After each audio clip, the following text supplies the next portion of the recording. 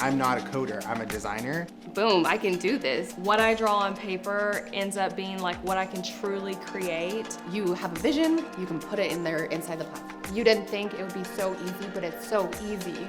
It was this miraculous moment of like, I can do whatever I want to do. If I can dream it, I can create it. So creative, and it worked just like my brain worked. When I found out that I could take this crazy idea in my mind that was inspired by a display at the LACMA in Los Angeles, that I could create that by myself, that was like mind-blowing to me. I was instantly in awe of the fact at how easy it was to bring my vision to life and to build something that truly reflected my clients' business and the clients that they were trying to reach as well. The opportunities are endless for what you really need done. As a designer, I can make things beautiful and seamless in Showit, but then just apply that into the power of WordPress. You're not tied into set grid lines or set structures of what's possible.